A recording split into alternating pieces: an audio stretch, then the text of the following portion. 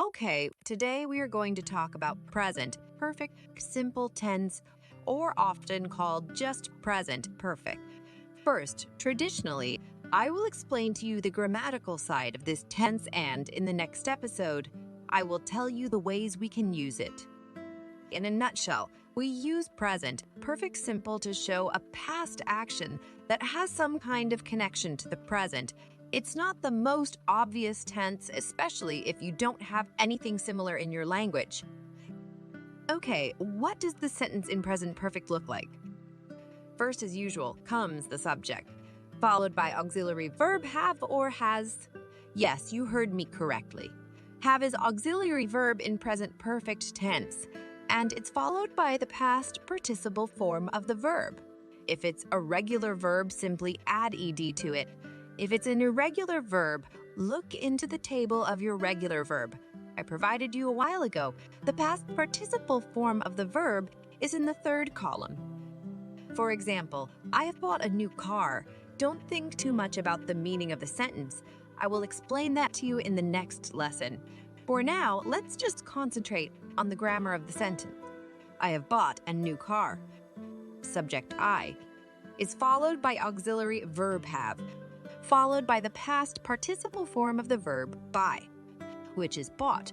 I have bought a new car. He has been so depressed since his wife left him. He is the subject, followed by auxiliary verb has, followed by the past participle form of the verb be. He has been so depressed since his wife left him. You have never tasted better wine than this. Subject you, then auxiliary verb have, and never tasted. Taste is a regular verb, so we just add d to it. When we have adverbs that enhance our verbs, like the adverbs never in this example, it always goes before the verb. I have never been angrier in my life.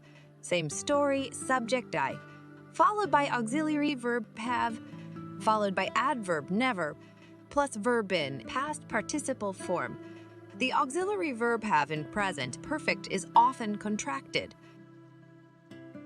I have, I've, you have, you've, he has, he's, she has, she's, it has, it's, yeah, which looks exactly like he is, she is, it is, we have, we've, they have, they've. These contractions are extremely popular. Native speakers use them all the time. To beware, we only contract have or has when they are auxiliary verb, not finite verb.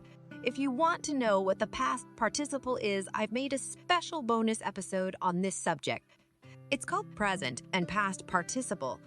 You can find it by browsing through the list of episodes of this course.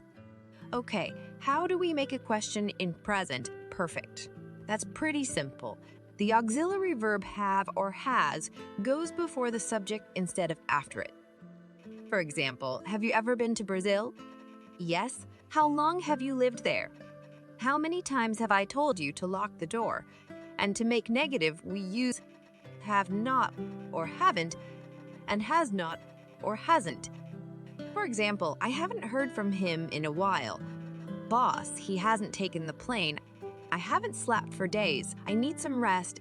In the next episode, I'm going to show you when we use present perfect simple. So stay tuned.